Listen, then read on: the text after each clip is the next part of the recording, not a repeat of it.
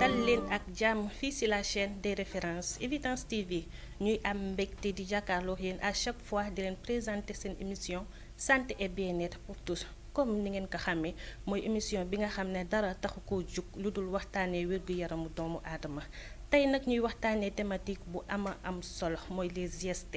donc ñu dalal suñu invité du jour muy docteur Serigne Fallilou Camara nekk interne des hôpitaux en gynécologie obstétrique docteur Fallou ni nañ la. waaw ñu ngi lay fay bu baax a baax. ginnaaw bu ñu la nuyoo ñu ngi lay dalal suñu plateau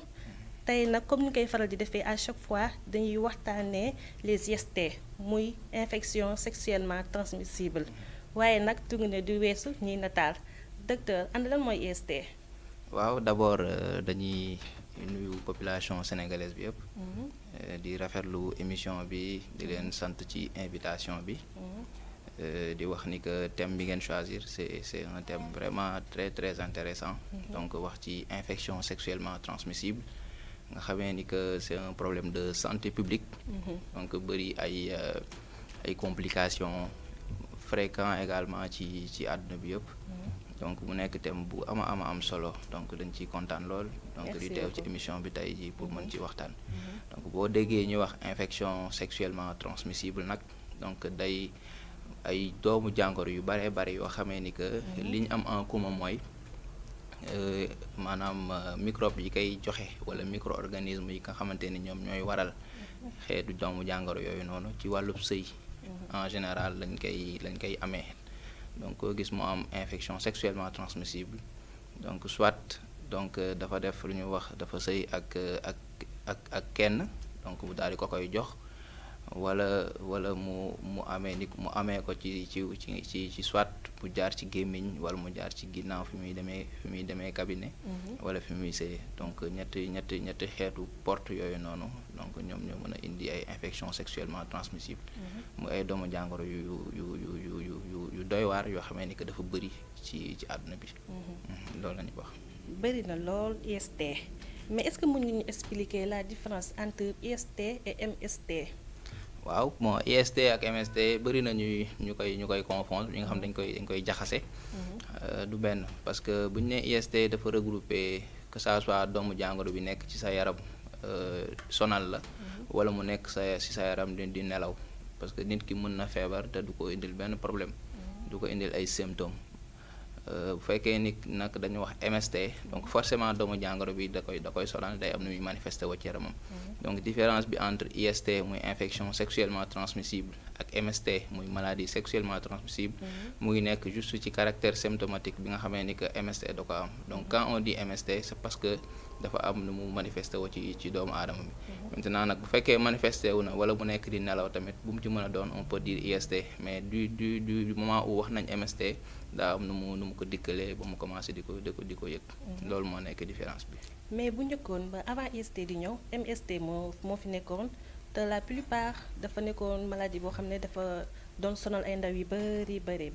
est-ce que mën nga si ñëwaat tuuti. waaw bon xam nga li ñuy wax rek en science termes yi ñuy utiliser mën na nekk di évoluer donc sémantique bi maanaam terme bu ñu la utiliser rek muy mu ak lu mu mën a doon dañ ko war a définir ba mu leer donc à l'état actuel des choses fii jamono tollu tey duñ ne MST daf fi nekkoon parce que li ma wax rek ñoom ñaar ñëpp ay même maladie yi la mais différence bi mooy MST dafay manifester wu day am nu muy dikkalee doomu aadama bi te bu ñu nee IST mën nga am par exemple virus VIH sida defu la dara defu la bopp bi metti feebaroo tëddoo yaa ngi dem di dox say soxla amoon benn problème waral sax ñuy wax dépistage donc bi nga demee jug dox ba ca fa ñuy dépister ñu xool sa deret gis ni am nga ko donc à l'état actuel boobu noonu on peut pas parler de MST donc parce que amagul benn symptôme bu mu indi sa yaram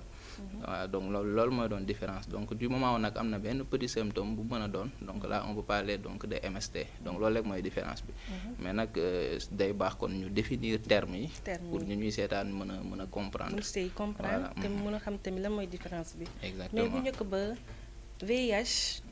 dañ ko doon wàllante par objet sué mais IST dafa ñëw ñu ne infection sexuellement transmissible ñaari yooyu noonu ban lii lié la am lan moo leen lié. waaw xam nga loolu laa jot a expliquer sànq. loolu laa jot a expliquer sànq maanaam bu ñuy waxtaan ci ay doomu jàngoro ay maladies. yi nga xamee ni que c'est sexuellement transmissible. donc ku si nekk mën na utiliser benn terme ku si nekk mën na expliquer benn terme. mais ci wàllu médecine loolu mooy seule différence entre MST ak IST c'est juste le caractère symptomatique ma rappelé ko. donc ça veut dire bu ma jëlee exemple ci VIH sida donc IST la donc IST la dans la mesure où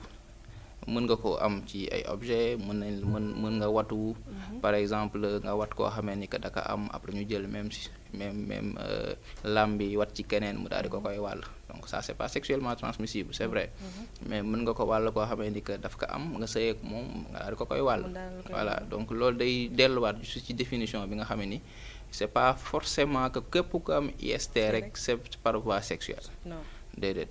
moo tax buñ koy voilà donc c'est pas képp ko am IST rek par voie sexuelle nga ko amee parce que mën nga ko am par d'autres voies mais lu tax ñuy wax voie sexuelle mooy voie bi gën a ëpp doole nga xamante ni moom mooy tax bu gën a fréquente bi tax nga koy am c'est la voie sexuelle donc loolu day tax ñu gën a recadrer waat sax tey ji thème bi donc di wax ni que IST donc xeetu ay doomu jàngoro yu baree bari la yoo xamee ni que yii moom c'est par voie sexuelle kese nga ko mën a amee mais am na yi nga xamee ni que y a d'autres voies te dinañ ci ñëw incha allah ci biir émission bi. ok merci ci leeral yi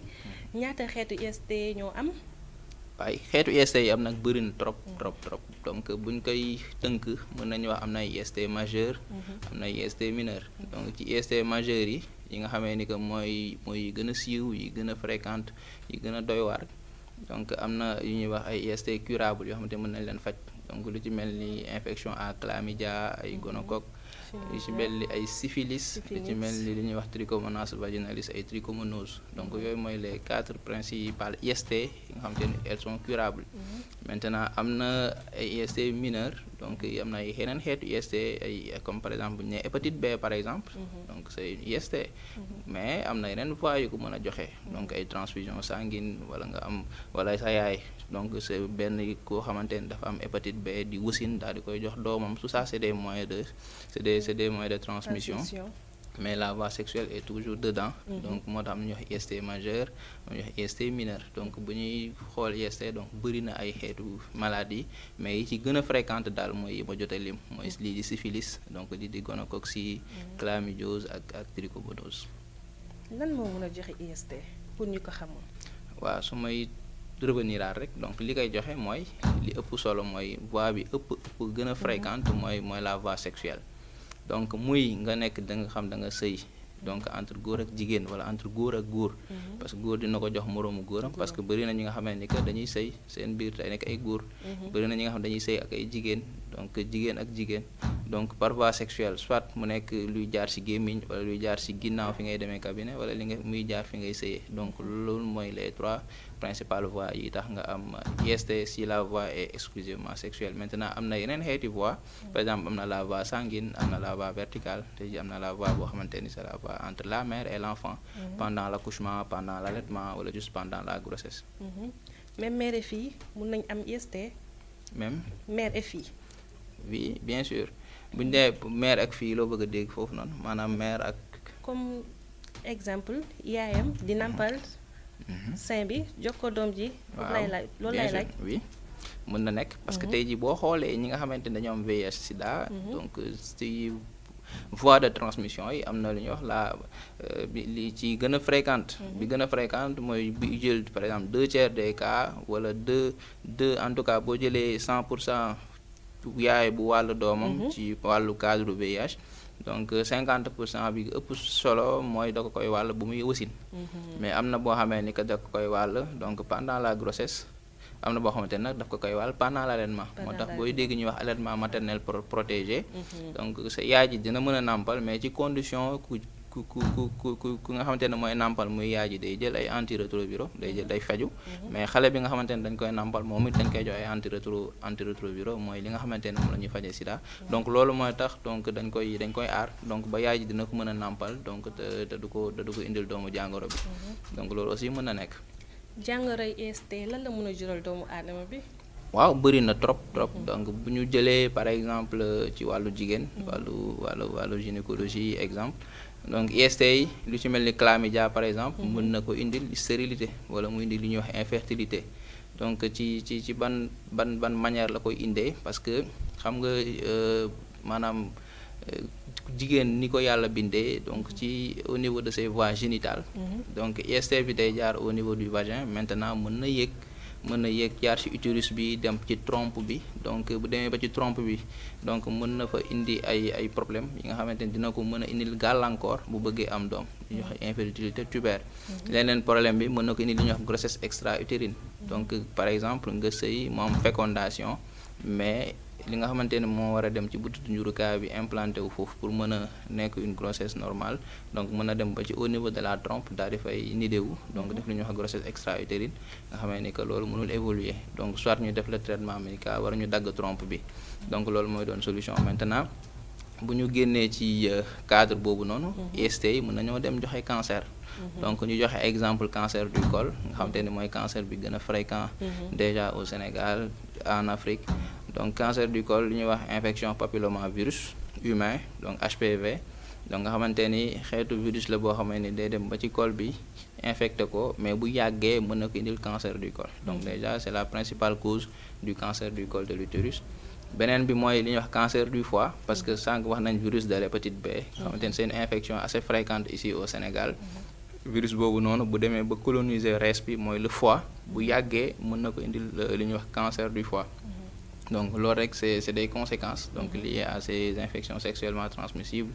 maintenant bëri na yeneen i complications yu mën a indi donc par exemple infection yi mën nañoo jaar ci deret bi indi la ay septicémie wala ñu jaar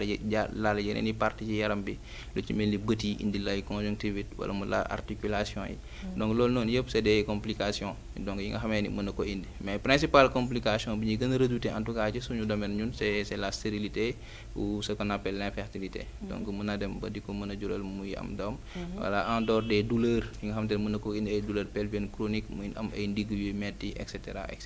donc loolu mooy donc conséquence principale yi nga xamee ni que ces infections sexuellement transmissibles dañ koy mën joxe. ok ndax yéen a ngi traité ay cas IST yu bari. waaw bon IST yi elles sont assez fréquentes bëri nañ ci dëkk bi et que en matière de santé nekkul seulement ñiy def gynéco ñoom ñooy faj IST yi même un médecin généraliste da koy faj. les sages-femmes dañ koy faj parce que li ma wax sànq rek c'est des problèmes li ñuy wax c'est des problèmes de santé publique c'est-à-dire c'est des problèmes qui sont assez fréquents et qui sont assez graves donc nekkul juste benn partie ci médecin yi ñoo koy faj mais dañuy jéem a décentraliser ba kenn ku ci nekk même un médecin généraliste war na ko mën a prendre en charge surtout avec li ñuy wax approche syndromique léegi tu n'as pas besoin nga xam exactement ban microbe moo ko waral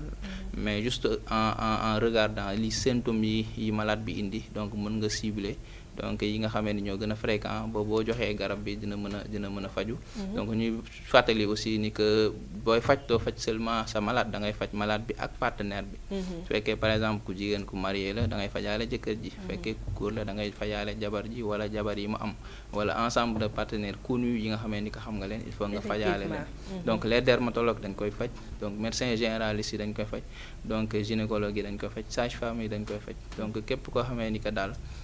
am nga yenn cas yi avec l'approche syndromique donc facilement avec la disponibilité des médicaments di nga leen mën a traiter sans problème. naka la nit di xamee ni mu am na IST ak naka lay manifester woo. waaw donc ci symptôme li ñuy wax infection sexuellement transmissible donc bokk na ci écoulement. donc écoulement génitaux donc ci ku góor ki par exemple fi nga xamee ni que fa lay sawee donc foofu nga lay commencer di gis am na luy xelli foofu. donc mën na ko demee ci jigéen ki c'est la même chose donc li ñuy wax perte blanche c'est des pertes blanches qui sont anormales moom la ñuy wax le corps pathologique donc ñu ngi ci caractère anormal yooyu noonu ñu ngi koy xoolee ci odeur bi ci li muy sentir mais également ci li muy couleur bi aspect bi muy am mais également mi ngi nekk ci abondance bi donc mën nañ ko xoolee noonu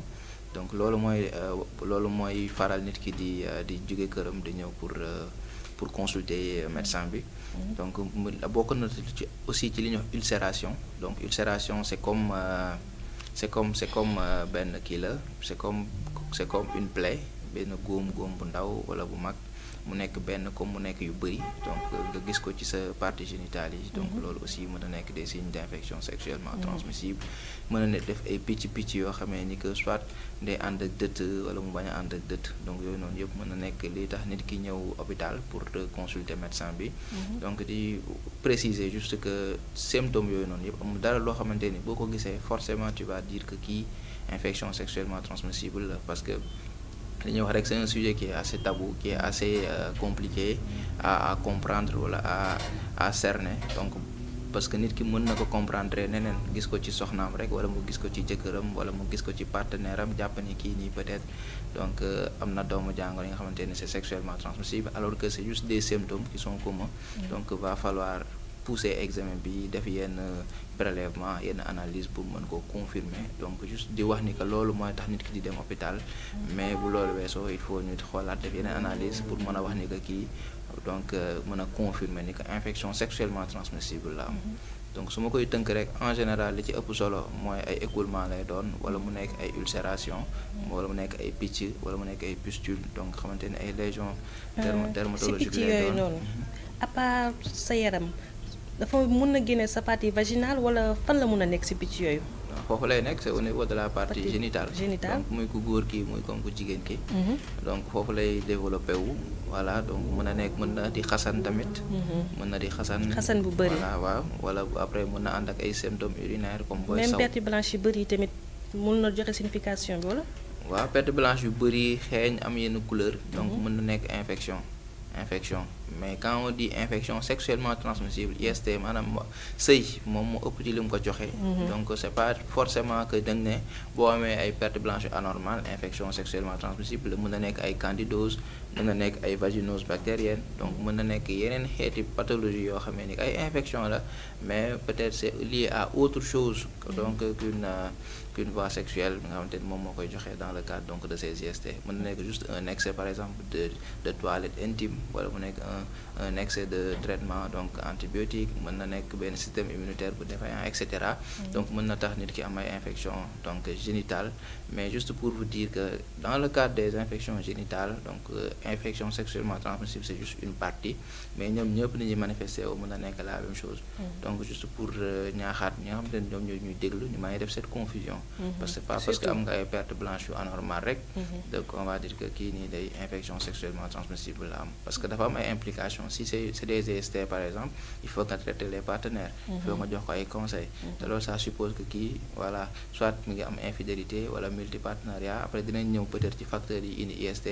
donc loolu lay sous-entendre donc bu fekkee nag nit ki nga xamante ne demul dikkul donc peut-être infection naturellement la am noonu rek nekkul ku sëy ba am ko voilà donc boo jaawarlee rek jàppee ko IST mën nga jug donc foog ñu préciser loolu noonu c'est très important yan jafe-jafe ngeen ñi jànkonteel ci wàllum traitement IST waaw jafe-jafe yi ñuy jànkoonteel bon mën na nekk d'abord nit ki nga xamante ni da koy dal mais du bëgg a ñëw hôpital wala mu nga xamante ne nit ki di nga ko mën a faj mais du mën a faj partenaire am parce que li may wax rek dafa xaw a sensible voilà parce que nit ki bu fekkee dafa bëri ay partenaire wala mu nekk koo xamee ni que dafa infidèle tey ji du mën a dem faj jëkkëram wala mu dem faj jabaram noonu rek il faut mu expliquer ko donc loolu aussi problème la te li ci doy waar mooy bu fekkee da nga ko nëbb sa partenaire nga continuer di sëy ak moom te doo wér parce que da nga koy wàll après mu wàllaat la ko donc day nekk un cycle d'accord donc loolu nekk na problème mën na nekk un problème aussi de perte de vue koo xamee ni que yaa ngi koy traité voilà mu war a ñëw def si contrôle de ko gisaat et cetera voilà jafe-jafe bi aussi mooy communication bi dafay des parce que il faut nga communiquer ak nit ki ci climat de confiance voilà nga nekk koo xamee ni que doo ko juger voilà da nga koy mën comprendre wàcce sa bopp mën ko expliquer xam ni que voilà feebar la boo xamante ni dañ koy faj ba mu wér mais dafay am ay conditions yu muy laaj voilà donc cette approche communautaire là donc ça manque un peu peut-être dinañ ci ñëwaat donc ci moyens de prévention yi. ak nouvelle technologie yu bees yi. ndax médecine def na ay avancement par rapport ak traitement IST yi. waaw médecine moom à chaque fois day dox rek parce que c'est une science qui est basée sur des preuves. comme li ñuy wax léegi nous sommes à l'ère de l'evidence-based medicine donc tout ce qu'on fait en médecine donc dañ ko basé ci ay études yu leer donc basé ko ci ay preuves. voilà donc ci cadre boo mën a jël rek à chaque fois ñu ngi def ay avancement donc ay avancées scientifiques donc dans le cadre par exemple de ces IST am na ay avancées yu ñu ci jot a def parce que à chaque fois yaa ngi gis par exemple dañuy renouveler les recommandations pratiques donc muy ci molécule yi ñu utiliser muy ci posologie bi muy ci durée de traitement bi mais également ci approche bi parce que léegi maa ngi doon wax approche syndromique même si voilà donc c'est pas une approche qui est optimale boo xamante ne à 100% ça va marcher mais au moins nga xam ni que amuñu ay plateau technique yu mën a disponible partout ci territoire bi nga xam ni que heure boo amee suspicion d'infection di nga mën a def sa prélèvement di nga mën a yóbbu ci laboratoire mu indi la ne la germe bi exactement moom moo fi nekk nga mën a xam ban antibiotique moo koy faj nga daal di koy dugal donc mën a am un traitement bien ciblé peut-être loolu problème la mais ñu ngi gis ni que à chaque fois am na lu ñuy wax par exemple les PCR multiplex nga xam ni que dina la mën a diagnostiquer plusieurs germes parce que li ñuy wax rek dans le cadre de ces IST là day am lu ñuy wax te am yow boo amee benn infection sexuellement transmissible boo defee prélèvement def analyse mën nga gis ay microbes yu bëree bëri d'accord yi nga xamante ne ñoom ñëpp ñoo ci ànd parce que li ñuy wax rek boo amee benn IST mën na la indil yeneen ak yeneen parce que sëy la rek te yi si jës yëpp sëy moo koy faral di indi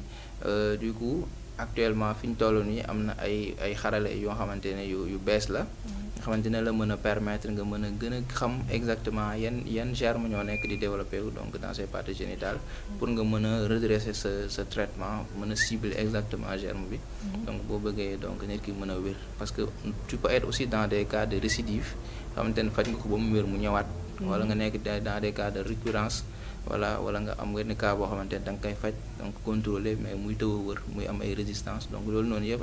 ay jafe-jafe la ñuy rencontrer d'accord mais ci xarale yu bees yi daal loolu moo ci ëpp solo mooy approche déjà diagnostic bi xamante ne ça nous permet nga mën a suspecter benn mais booy traiter da ngay sànnee mbaal bi rek donc pour mën a lu mu fa fekk mu daal di koy kii donc loolu approche syndromique mais ci tendance actuelle bi donc ñu ngi mën a def approche ciblée parce que ñu ngi gis ni que ci laboratoire ñu ngi gën a mën a am ay jumtukaay yi nga xamante ne sensible nañ ci yenn germe yi ba bu ñu defee analyse yóbbu foofu noonu bu ñuy revenir médecin bi dinañ ko mën a wax donc germe bi moom moo waral affaire bi. naka la ñuy def ba mucc ci IST. waaw donc li ñuy wax rek ci delloo ci définition bi c'est des infections transmises par voie donc soit exclusivement wala essentiellement sexuelle voilà muy li ñuy wax génito-génital donc génito-buccal wala génito-anal donc noonu lay demee c'est les voies donc loolu noonu nag bu ñu ci bëggee mucc donc bëri na ay approche donc déjà sur le plan personnel dafa nañu wax abstinence donc abstinence mooy nga téye sa bopp voilà donc li ñuy wax fidélité également c'est un facteur très important mais également lu ñuy wax le port de préservatif parce que bu ñu xoolee ci études yi ñu def par exemple bu ñu xoolee facteurs yi ëpp solo yi joxe IST bokk na ci l'absence de port de préservatif mooy ñi nga xam ne dañuy sëy te duñu jël seen matukaay bokk na aussi ci multipartenariat yi parce que y a des personnes spécifiques yi nga xam ne ñoom ñooy gën a am IST mooy les professionnels de sexe mais également y a les homosexuels ñi nga xamante ni par exemple dañuy sëy dañuy wax par exemple MSM donc ñi nga man sex with man ñi nga xamante ne ay góor lañ yuy sëy ak ay góor donc maa ngi wax sànq ñu am na ay voies yoo xamante ne c'est génito-anal donc ñooñu noonu par exemple bu ñu dul sol préservatif donc dañuy wàllante feebar bi donc niñ ci fagaroo donc bokk na ci nga mën a téye sa bopp nga fidèle ci benn partenaire mais également nga mën a di sol nga mën par exemple di am abstinence téye sa bopp fidélité mais également di sol préservatif mais aussi l'approche communautaire di wax ak par exemple population bi di leen yee lu ci mel ni émission bi nga xamante ne nit ki bu la dégloo donc dina mën a topp say conseils ba mën a mucc ci wàllu IST donc il faut communiquer pour un changement de comportement mais également il faut éduquer parce qu'on parle d'éducation sexuelle donc il faut que xale bi aussi buy màgg nga mën ko xamal donc sur le plan sexuel li nga xamante ne moo ko ciy xaar donc li ko ci mën a fekk mu xam exactement son organisme comment ça fonctionne voilà donc loolu dina tax aussi nit ki mu teel a am conscience ci doomu jàngoro yi ñuy wax IST donc ci adage day wax ni que par exemple donc les sages donc l'abstinence c'est pour les sages muy wax également que le port de préservatif c'est pour les conscients et la fidélité c'est pour les justes donc loolu noonu c'est juste pour ñu tënk donc moyen de prévention yi nga xamante ne ci IST mais ci facteurs yi am na aussi les viols parce que am na ñoo xamante ne tey jii demandé wuñ kenn à être violé donc dañ leen di violer moom bu ñu leen violer ci mais est-ce que ci cadre viol mën nañ ci abuser nit ba mu amee ci infection bien sûr parce que li ñu wax rek sëy moo koy indi donc moo li koy indi donc ñi nga xamante ne dañoo sëy ak ñoom ak fu ñu mën a sëy ak ñoom mën nañ leen wàll donc ay infections sexuellement transmissibles donc d'ailleurs même boo amee ay cas yu mel noonu il faut nga traiter donc aveuglément ay germes pour nga mën ko préveniral yenn infections sexuellement transmissibles yi donc bokk na ci facteurs yi daal. Ok, on est au terme de cette émission. Ban conseil ngay jox jeunes yi pour ñu mën a mucc ci IST ak lan ngay tàggatoo waale suñu mbokk internet yi. waaw suñu amee conseil bu ñuy joxe rek te de rappeler un peu les moyens de prévention parce que li ñuy wax ne fagaru moo gën faju